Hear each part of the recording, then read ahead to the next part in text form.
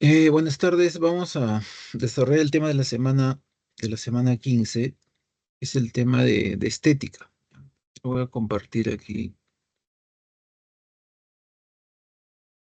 Allá, esto, y aquí está, está esto.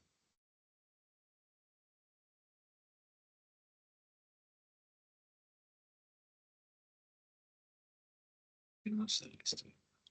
Allá. Mm, no,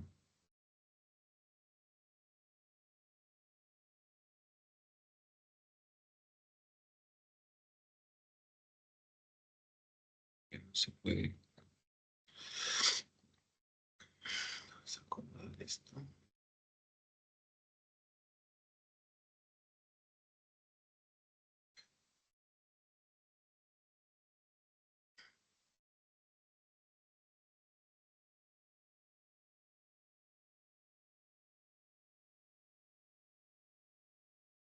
Ya. Bueno, vamos a hablar sobre el tema de la semana 15, que es el tema de estética. Tema de estética.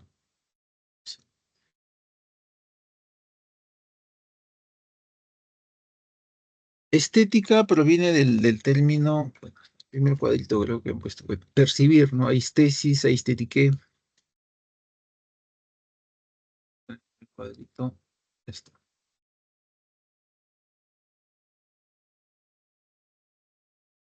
Ya, proviene del término aistetiqué, aistesis. Bueno, las formas denotan el significado de sentir, de percibir, ¿no? De sentir, de percibir.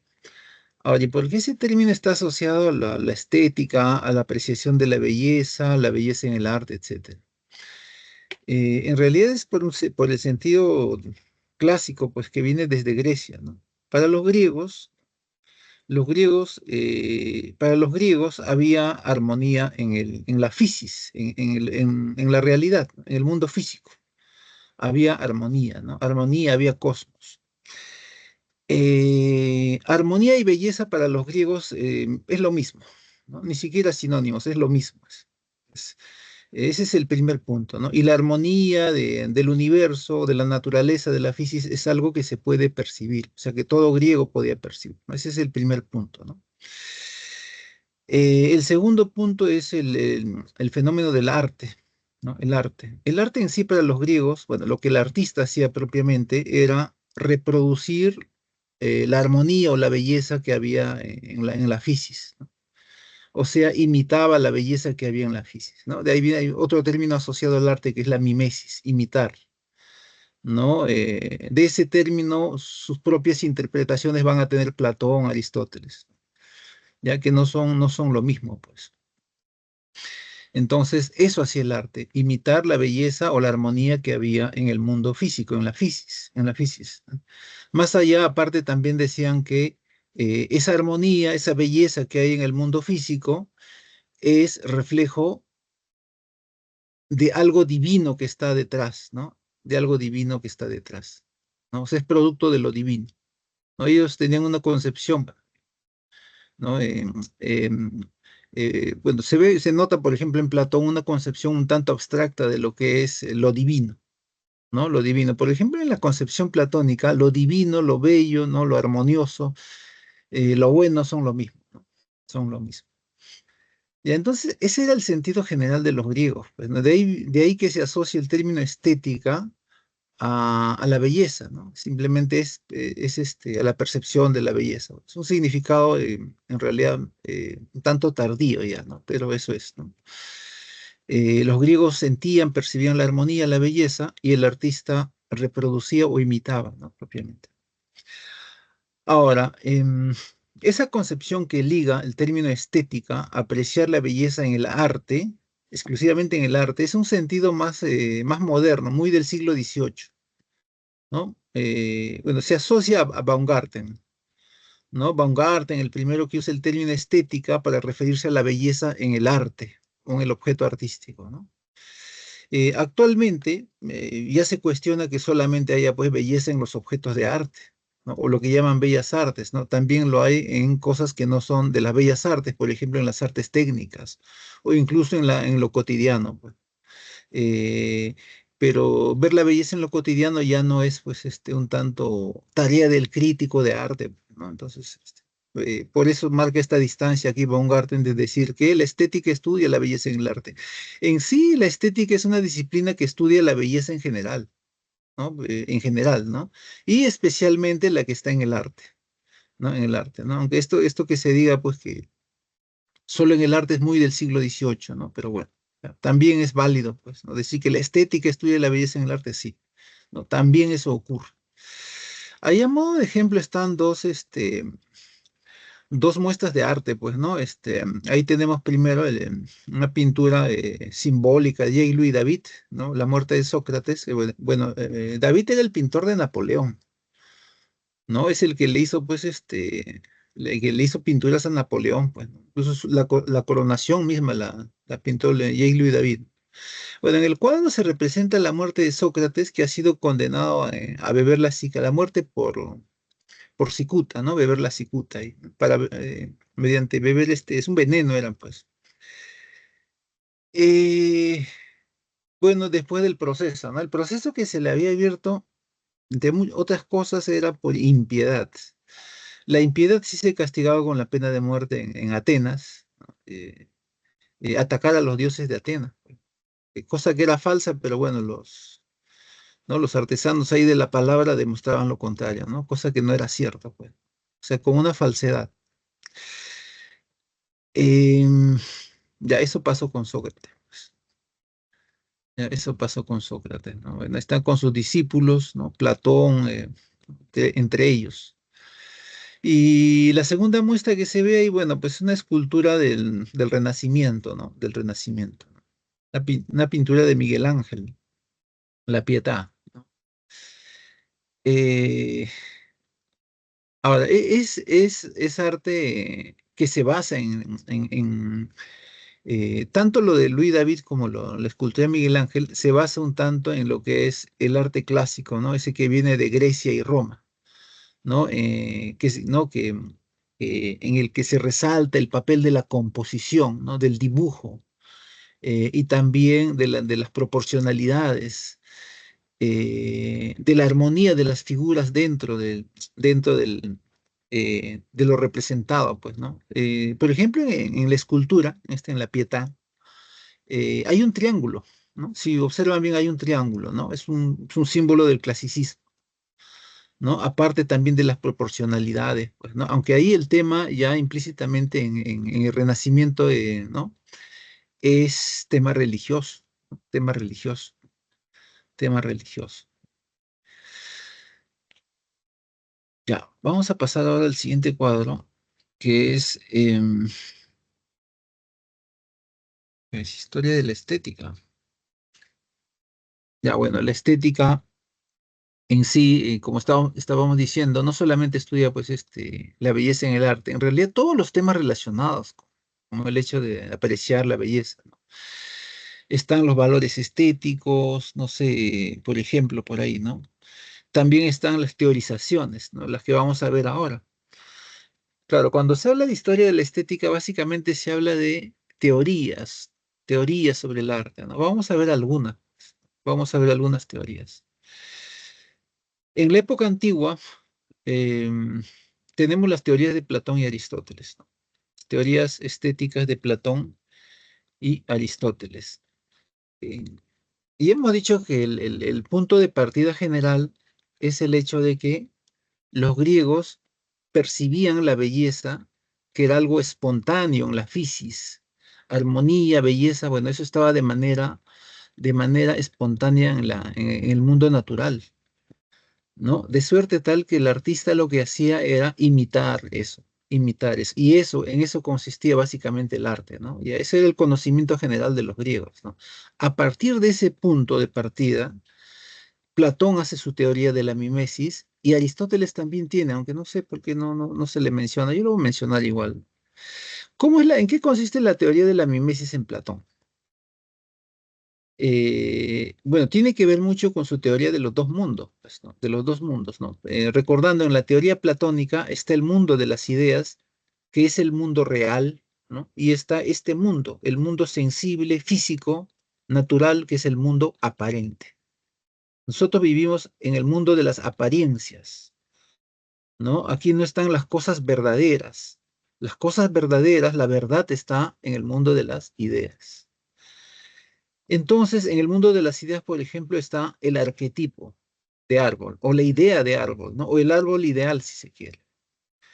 Entonces, ¿qué cosa como reflejo de esa idea en este mundo está el árbol o los árboles aparentes, ¿no? Las apariencias, nomás está.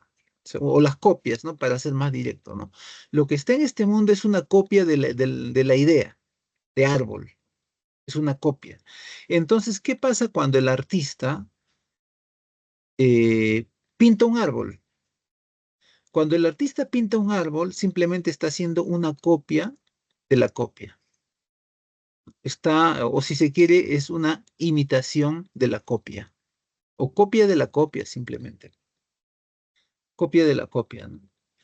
¿No? Entonces está el original, el arquetipo, está la copia del árbol, ¿no? En este mundo, y está la copia que hace el artista, que es una imitación.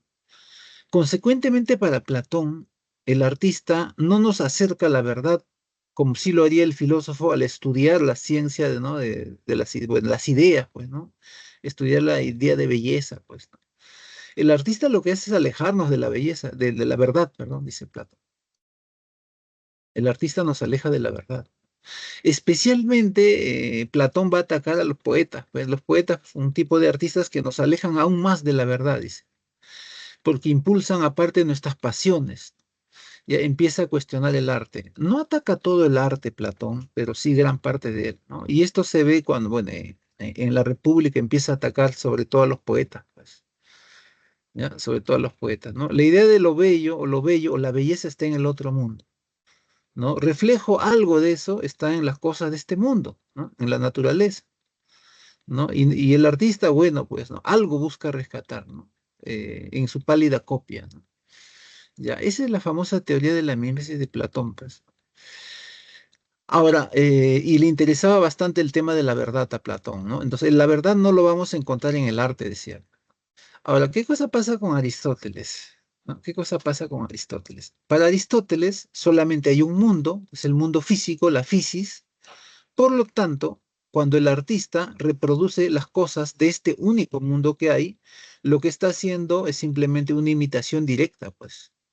¿No? O una reproducción directa, o simplemente una reproducción de lo único que hay, ¿no? Y lo único que hay, bueno, son las sustancias del mundo físico, ¿no? Entonces, de tal manera que si yo pinto un árbol, estoy reproduciendo directamente, ¿no? Lo único que hay, ¿no? ¿Ya? Entonces, así ve Aristóteles la mimesis, ¿no? Claro, es un sentir más próximo al sentir de los griegos comunes, pues, ¿no? El artista reproduce la belleza que hay en la fisis, ¿no? En la fisis. Ahora, a Aristóteles no le interesa tanto en el arte el tema de la verdad, le interesa la verosimilitud, ¿no? O sea, que la obra de arte se parezca a lo que reproduce, ¿no? Entonces, quien mejor hace eso, quien mejor reproduce la realidad física, la única que hay, dice Aristóteles, es más verosímil, ¿no? No le interesa, bueno, ahí no habla de verdad, habla de la verosimilitud del arte, ¿no? Del arte a la hora de reproducir las cosas. Más de su teoría mimética se ve, por ejemplo, en el libro La Poética, ¿no? La poética, bueno, es un fragmento en realidad, ¿no? Mucho de Aristóteles y muchos de los textos griegos se han perdido, pues, con el tiempo, ¿no? La poética se conserva una parte, ¿no? Y en buena parte de la poética de Aristóteles, bueno, se habla sobre literatura, ¿no? Sobre los géneros poéticos, ¿no? Sobre los géneros poéticos, ¿no? La lírica, la épica y el teatro, ¿no? Y el teatro. Entonces, por ejemplo, en la épica, ¿qué cosas se imitan o qué cosas se reproducen en los poemas épicos? Aristóteles dice que en la épica se reproducen las acciones humanas, acciones humanas. Algo parecido pasa en las tragedias, ¿no? Ahí también se reproducen hechos, sucesos, ¿no? Entonces, la famosa teoría mimética de Aristóteles es eso, ¿no? Dice, directamente se reproducen hechos, acciones ahí en la literatura, ¿no? Y si en la poesía, bueno, se reproducen emociones, pues, ¿no? Entonces, esa es la famosa teoría mimética de Aristóteles. Ya, bueno, es más próximo al sentir del griego común, pues, ¿no? El griego común. Ahora, ¿qué cosa más dice sobre el arte? Bueno, para tú realizar una obra de arte, tienes una técnica, una tecné, ¿no? Y la tecné implica dos cosas, la técnica, la realización de la obra de arte. Implica que tú tengas conocimientos, ¿no? Por ejemplo, las proporcionalidades de las que se hablaba en el arte clásico, ¿no? O de la composición, ¿no? De que todo esté todas las figuras, por ejemplo, que hay en una escultura, en una pintura, estén armoniosamente interrelacionadas de alguna manera, visualmente o de repente por el contenido mismo, ¿no? Ocurra eso, ocurra eso, ¿no? Entonces, eso implica tener conocimientos.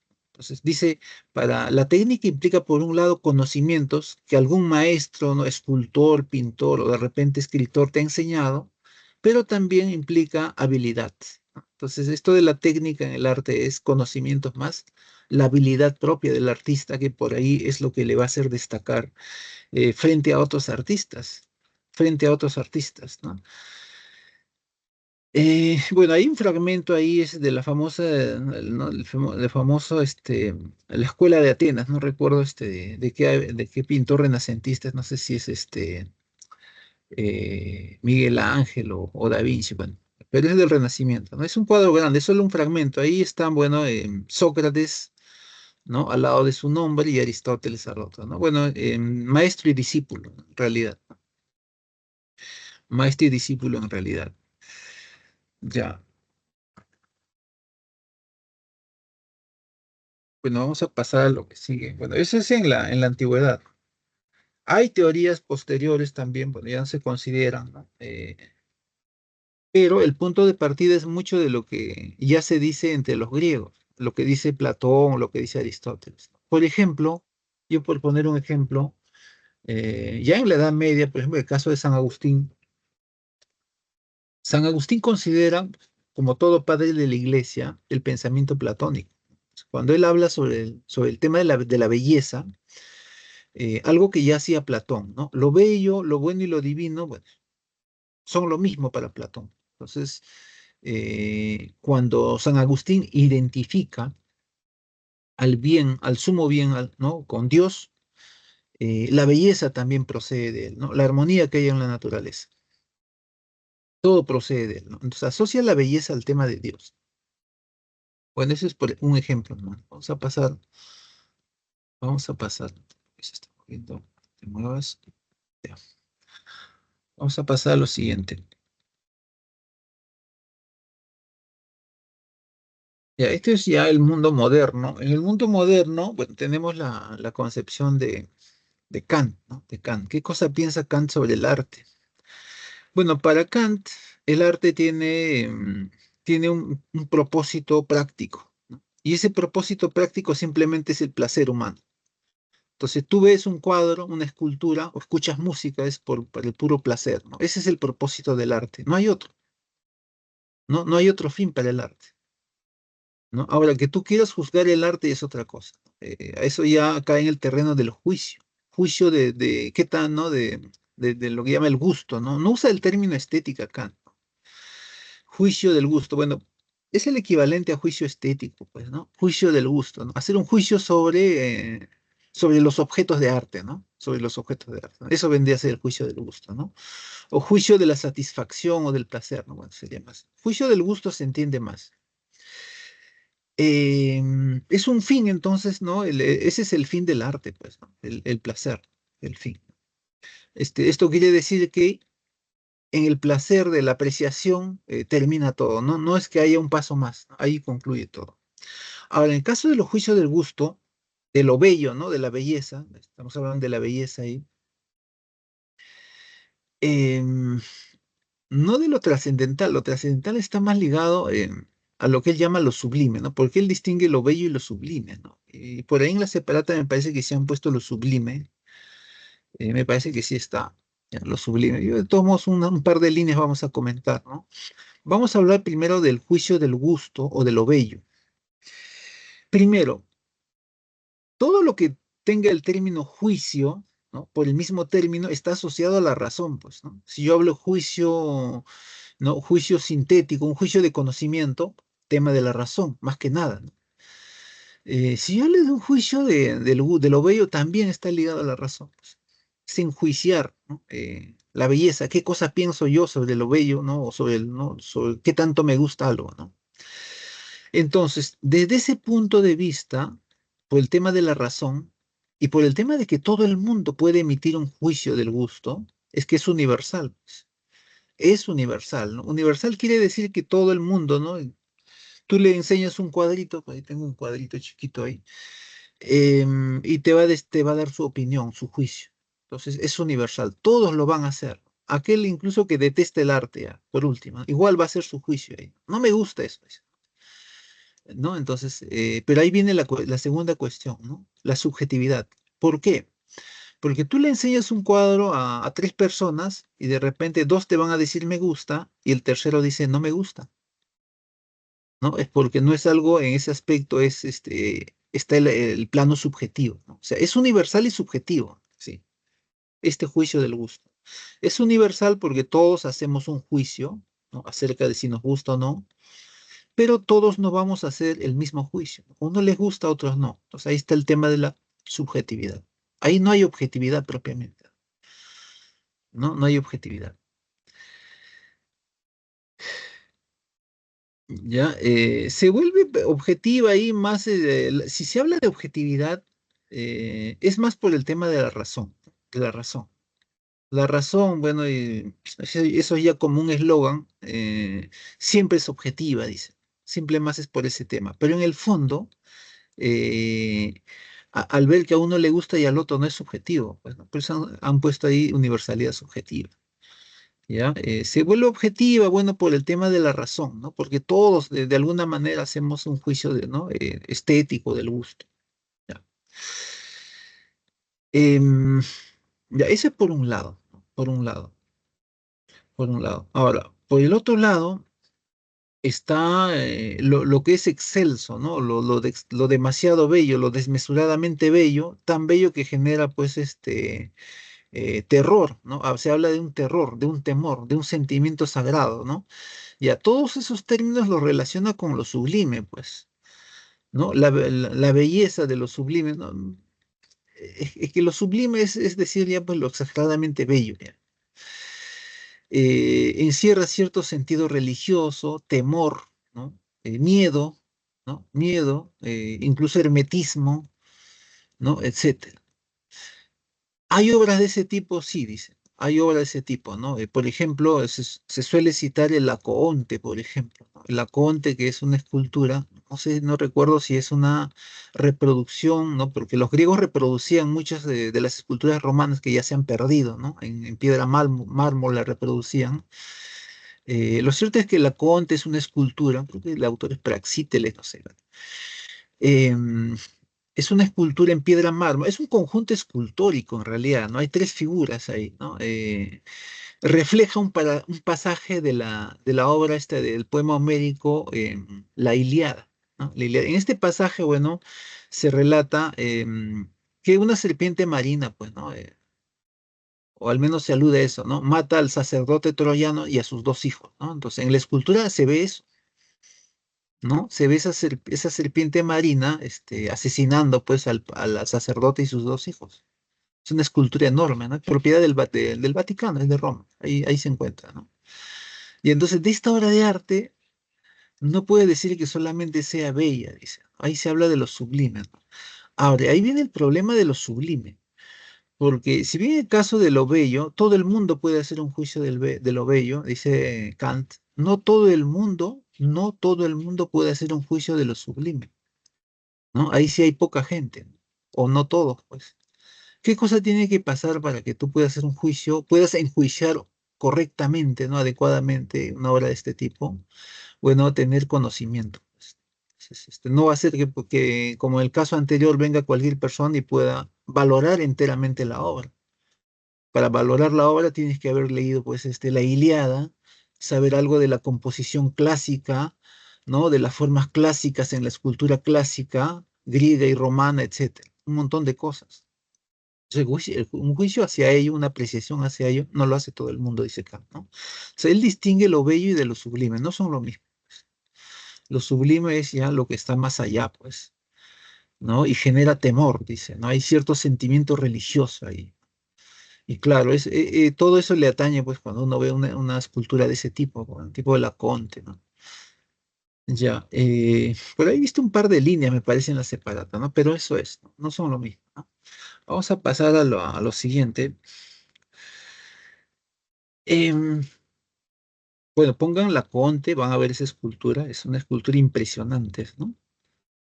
¿Ya? Y bueno, de ahí de paso revisan, pues, la Ilíada. Em, Vamos a pasar al siguiente punto.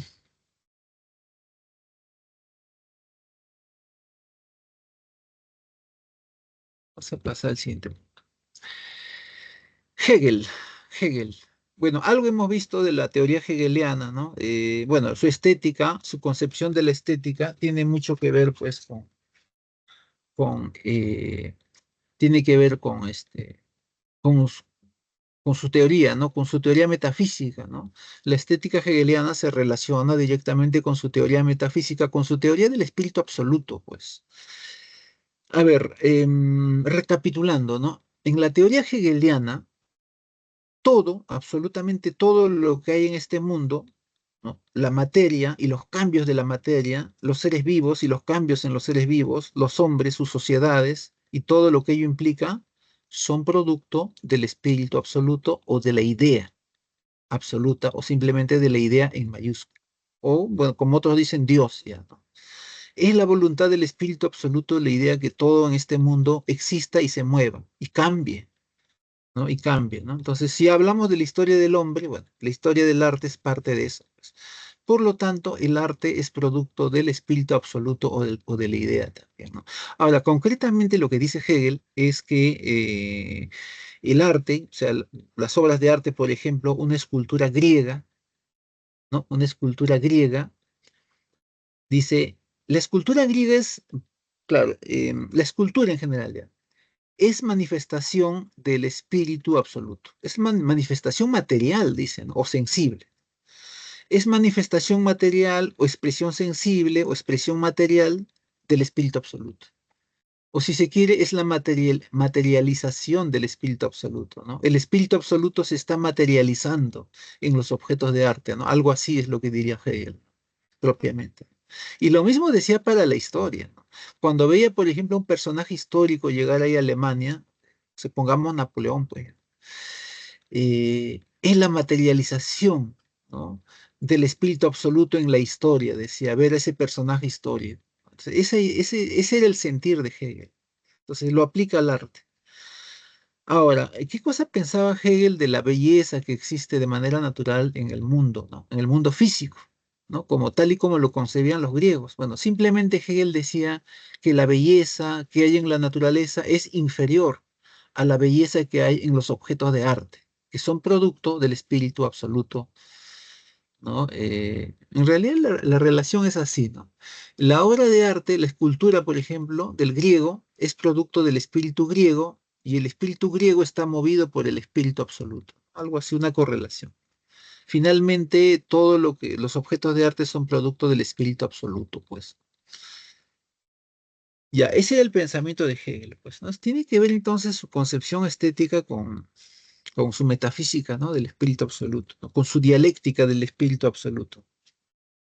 Por ahí en la separata, me parece que han puesto Schopenhauer. Bueno, ya algo de Schopenhauer. Para Schopenhauer, bueno, no solamente el arte, ¿ah? La ciencia, todo lo que sea un producto humano es producto de la voluntad, dice Schopenhauer. Bueno, con el arte pasa lo mismo, pues, ¿no? Y en el arte, bueno, para Schopenhauer hay conocimiento, ya que es producto de la voluntad, ¿no? Del espíritu, del espíritu humano. Bueno, Schopenhauer es vitalista como Nietzsche, pues, y también irracionalista, ¿no? Porque la voluntad está unida a lo irracional, dice. En el caso de Schopenhauer y en el caso de Nietzsche también. ¿Ya? Entonces, y también lo asocian Schopenhauer a la libertad. Bueno, muchas cosas coinciden pues con Nietzsche, ¿no?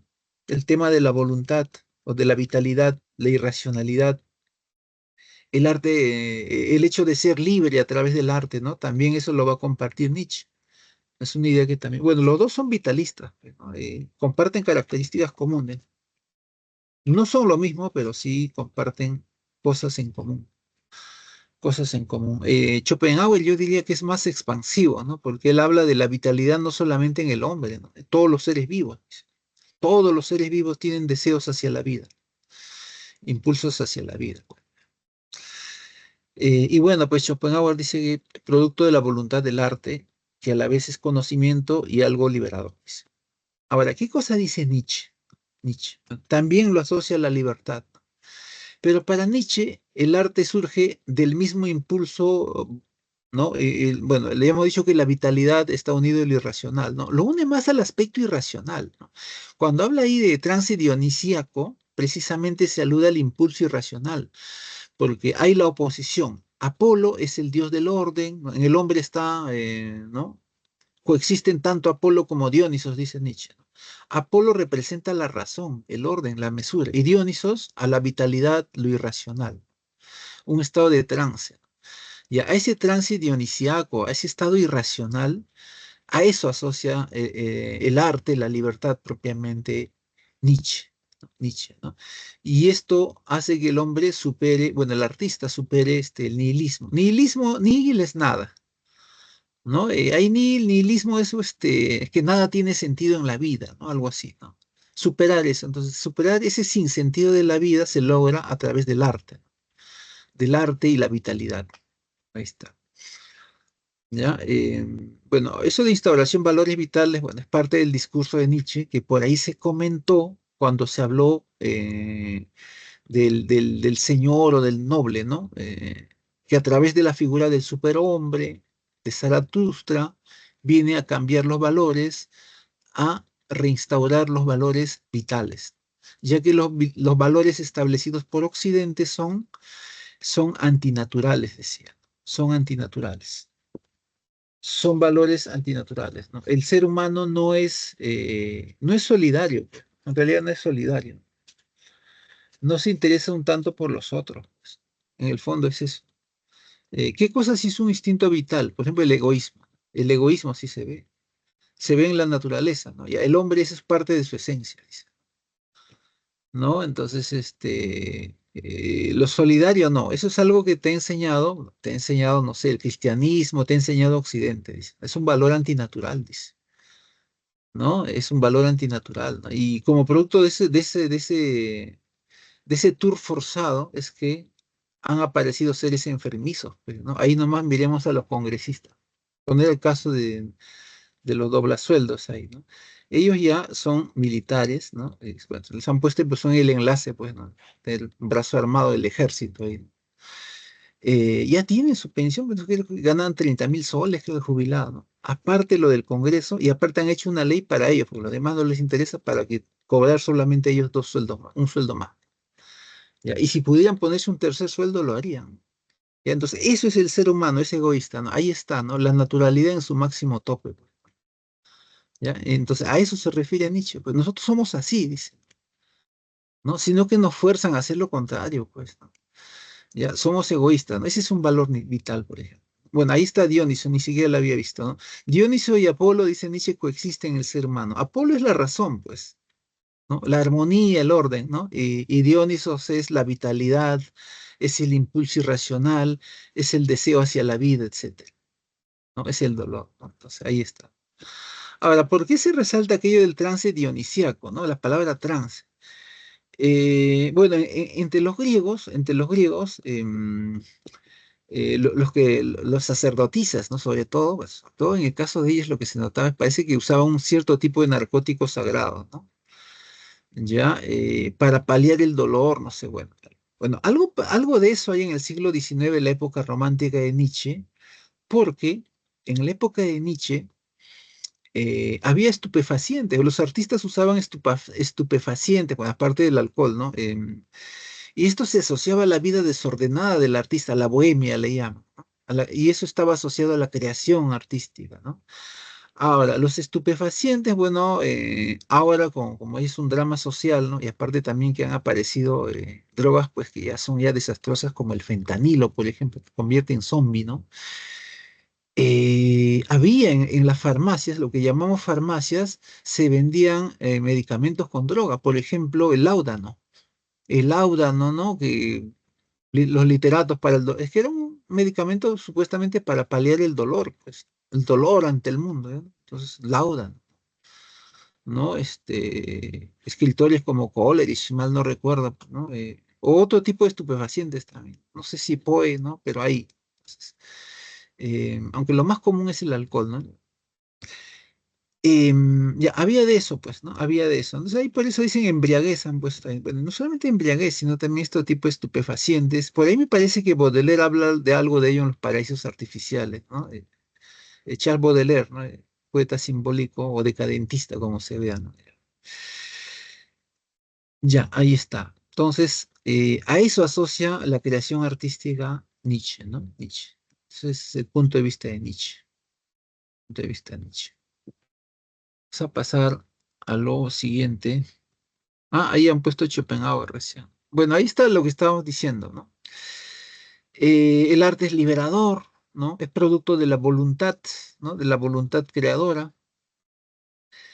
Hay una idea, hay otra idea que es que, curiosamente, Schopenhauer lo que hace es las formas del arte las ordena de manera escalonada, ¿no? Escalonada, ¿no? En la cima de la creación artística está la música, naturalmente la música clásica, ¿no? Se refiere, ¿no? Siglo XIX. No, la música clásica está arriba, dice. Debajo de la música clásica está, no, inmediatamente al lado está la poesía, está, ¿no? Debajo de la música.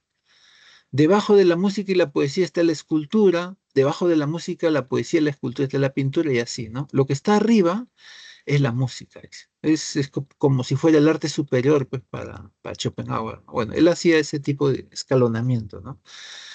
Ya, bueno, ahí esas dos ideas interesantes.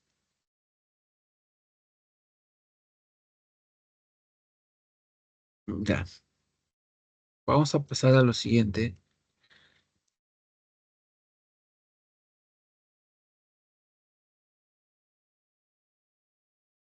Mira, Teodoro Adorno.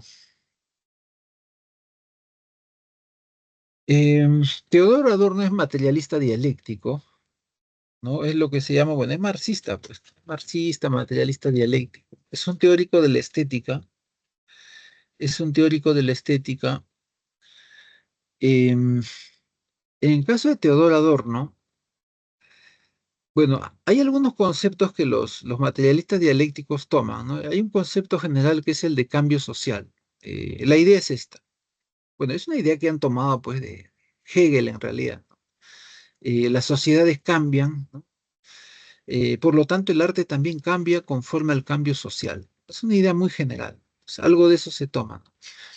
Ahora, y en ese cambio aparece, pues, como cambia la sociedad, hablamos de que aparece un arte nuevo, ¿no?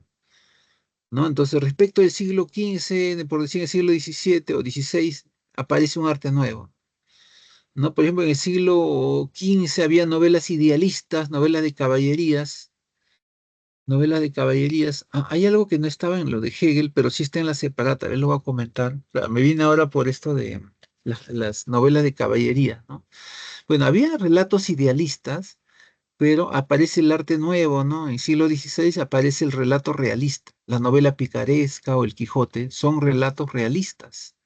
Ha habido un cambio ahí, ¿no? Y también hay un cambio, hay un aspecto crítico. Por ejemplo, las novelas picarescas, o concretamente, por ejemplo, El Lazarillo de Tormes, critica a los religiosos, ¿no? Y por eso lo prohíben, pues, ¿no? En tanto que, bueno, ya entonces hay ese aspecto en el arte, ¿no? Debe ser crítico, crítico.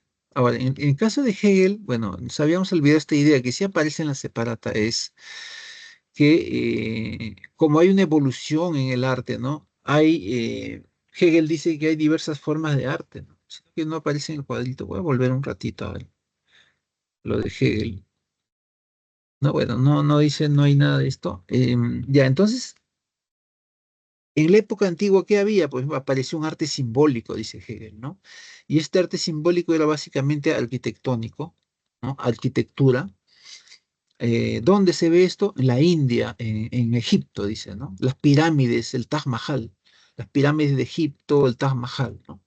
Que curiosamente son monumentos funerarios, ¿no? Uno es una tumba en las pirámides y el otro es un conmemorativo, es un cenotafio, el Taj Mahal, ¿no? Por la muerte de alguien. Ya, ahí está, ¿no? Entonces dice arquitectura, un arte simbólico. Después apareció por ahí, dice Hegel, un arte clásico, ¿no? En el que se destacó básicamente la escultura, ¿no? Ahí están Grecia y Roma. Las proporcionalidades, la forma de la composición, ahí están ligados al arte escultórico griego, dice, ¿no? Un arte clásico, dice. Y finalmente ya en la época de Hegel aparece un arte romántico, dice, ¿no? Que tiene sus bases, bueno, en el cristianismo, en el ideal de las caballerías, ¿no? Porque hemos dicho que hasta el siglo XV aparecen relatos idealistas, ¿no? Novelas de caballerías, por ejemplo, ¿no? Ya, entonces todo eso ha dado origen a un arte romántico en el cual hay pintura, hay poesía, hay música, dice, ¿no? Siglo XIX, ya, ya, y hay bastante espiritualidad en el arte, dice. Ya, en la separata ahí lo pueden repasar. Vamos a volver al punto de Adorno. Adorno. Y entonces el arte debe ser crítico para Adorno, debe criticar la sociedad de su tiempo, ¿no? ¿No? Debe ser emancipador, ¿no? Ya que cuestiona, critica, emancipa a la gente, dice, a la gente. Bueno, ahí poníamos el caso de Lazario de Tormes, ya, bueno, que lo prohibieron, pues, ¿no? Criticaba a los curas, pues, ¿no? Como la buena vida que llevaban ciertos curas, bueno, ya, entonces fue prohibido por eso. Ya, entonces, eso es lo que define el arte verdadero, ¿no? El arte verdadero, emancipa, es crítico, ¿no? Libera a la sociedad, ¿no? Y apela a la verdad, apela a la verdad. Ya, entonces, ese es el arte auténtico, decía, ¿no? El arte auténtico. ¿Ya? Y un arte que no hace eso, bueno, simplemente es un arte, pues, de menor valía, ¿no? No es un arte verdadero, dice Teodoro Adorno, ¿ya? Entonces, el arte verdadero va a cuestionar eh, el pasado y la misma sociedad de su tiempo, todo. En el siglo XIX, la época, bueno, Adorno es siglo XX ya, ya. En el siglo XX, por ejemplo, no sé, pues, una obra de este tipo, em, ya, por ejemplo, pongamos Madame Bovary, ¿no? Madame Bovary, ¿no? De Gustave Flaubert, cuestiona pues los valores, ¿no? Establecidos en la clase media, ¿no? Francesa, ¿no? Las empieza a criticar ahí, ¿no? Las empieza a cuestionar, ¿no? A eso se refiere con esto de ser crítico, pues, emancipador, Teodoro Adorno, Teodoro Adorno. Vamos a pasar al siguiente punto. Valoración estética o juicio estético. Em, ya, valorar el juicio estético en sí, para algunos, lo puede hacer todo el mundo, ¿no? Y la valoración también, ¿no? Pero siendo estrictos, para otros, una valoración, un juicio estético así objetivo, solo la puede hacer la gente con estudios, el famoso crítico de arte, pues, ¿ya? Y por ahí va la discusión, ¿no? Ya que el objeto de arte tiene un contenido, bueno, en realidad tiene contenido y forma. ¿No? Un contenido y forma, ¿no? Y actualmente lo que hace el crítico es no solamente ir a ver el contenido de la obra, que es un aspecto muy importante, ¿no? Sino también la realización, el aspecto formal mismo, ¿no? Las dos cosas en realidad. Bueno, pero sobre todo el contenido, ¿ya? El contenido, ¿no? Entonces debe haber cierto contenido, ¿no? Crítico, como decía Adorno en el arte, aún en la pintura, aún en la pintura. Ya aún en la pintura, ¿no? No sé, pues, por ejemplo, criticar las figuras, ¿no? En el cubismo se critica no, lo figurativo, ¿no? O en el arte abstracto propiamente se critica lo figurativo, ¿no? Se deforma la realidad ahí, se pintan esencias, ¿ya? En el expresionismo abstracto, por ejemplo, ¿no? Se pintan esencias, ¿no? Colores, formas, ¿no? Que por ahí reflejan estados de ánimos del artista, ¿no? Entonces, eso lo empiezan a valorar ahí. Hay un contenido. Hay un contenido, pero también, ojo que detrás hay una forma, ¿no? La realización misma. O, por ejemplo, cuando un artista ve un cuadro y de esos que llaman hiperrealismo.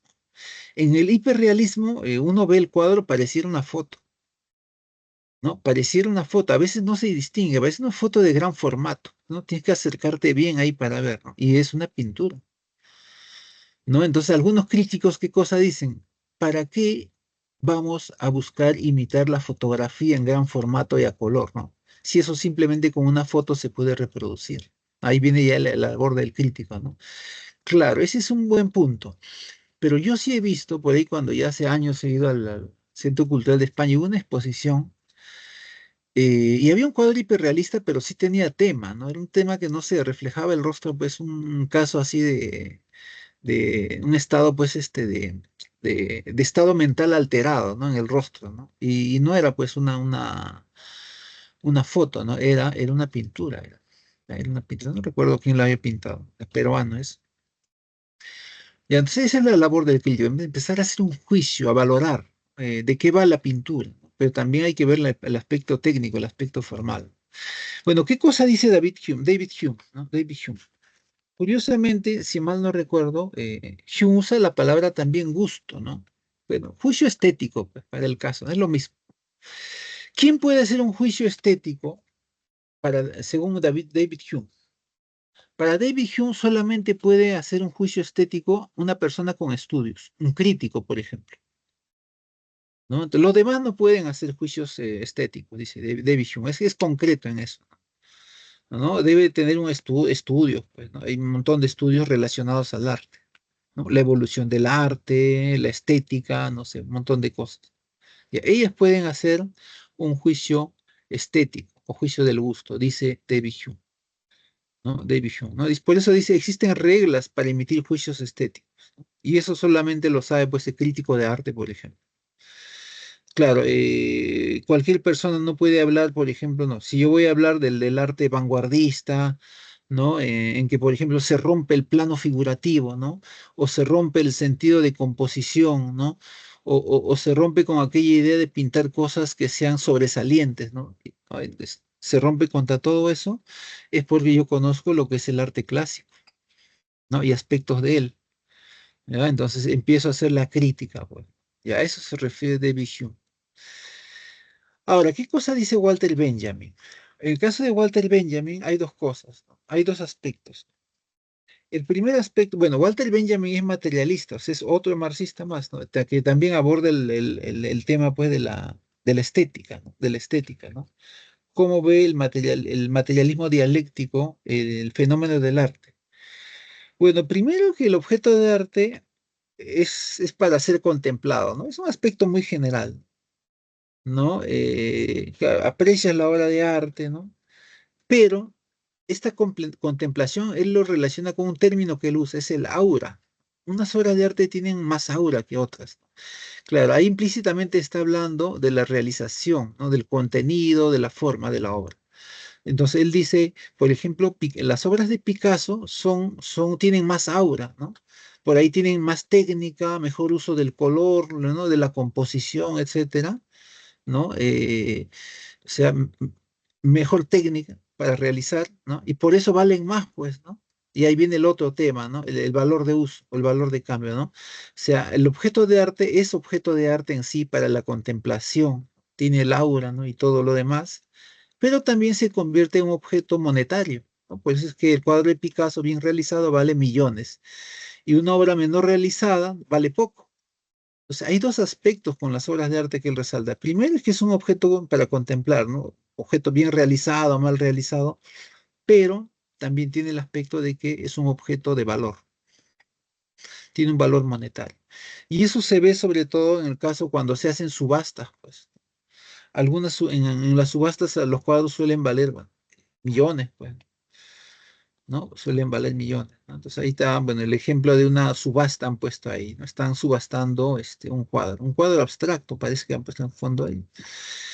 Ya, entonces a eso se refiere Benjamin propiamente. A eso se refiere.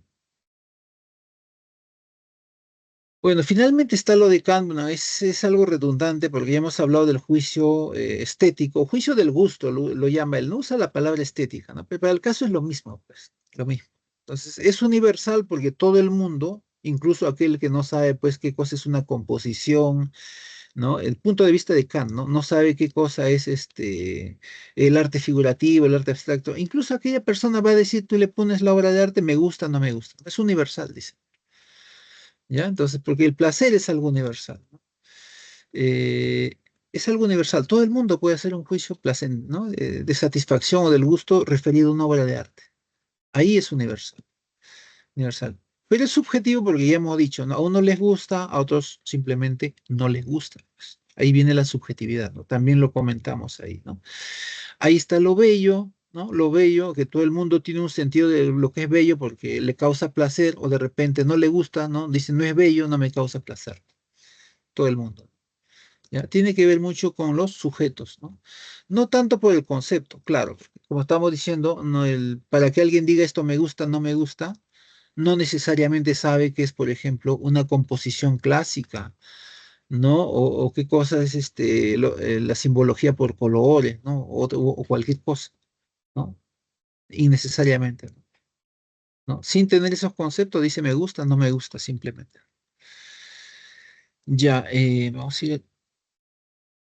Ya, bueno, aquí lo que han puesto son las diversas, bueno, estas son algunas de las llamadas bellas artes, ¿no? Por ahí se han incorporado con el tiempo otras más, ¿no? La fotografía, el grabado, ¿no? Etcétera. Ya, y bueno, ahí está la pintura, pues, ¿no?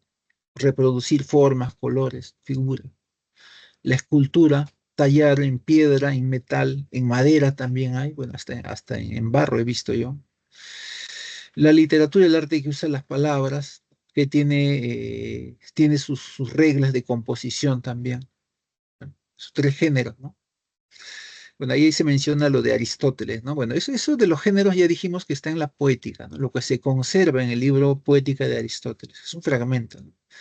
La arquitectura, ¿no? Hacer construcciones, ¿no? Por ahí que lo mencionó Hegel, por ejemplo, y habla de la arquitectura. La música, ¿no? La música, aunque hay cosas que, bueno, ahora pasan por música, ¿no? Actualmente, pues, ¿no? Por ejemplo, ponen Bad Bunny, ya, la gente considera que eso es música. Teatro, ¿no? Es el teatro, bueno, más visto aquí en este aspecto como representación, ¿no? Aunque tiene una parte que es escritura. Y el cine, ¿no? Y el cine,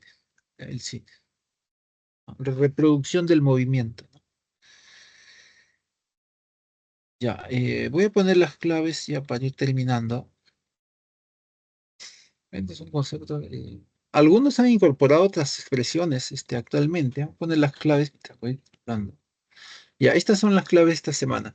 Bueno, algunos han puesto el grabado, por ejemplo, no aparece, ¿no?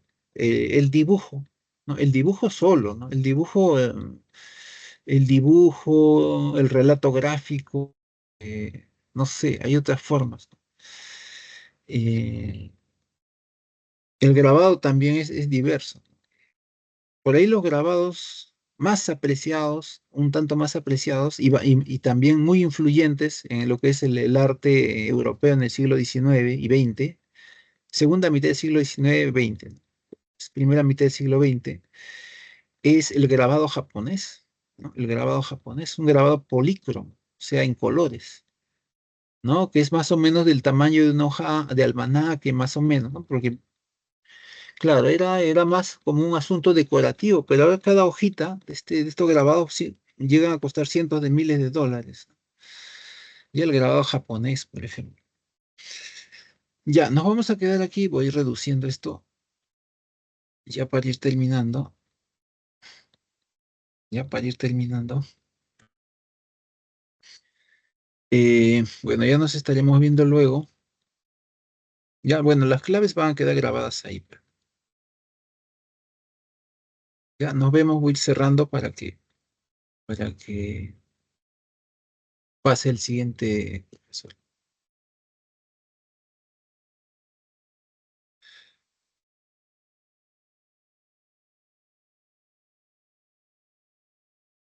Ya, nos quedamos aquí, ya nos estamos viendo en la siguiente clase. Cuídense, nos vemos, que tengan buenas tardes.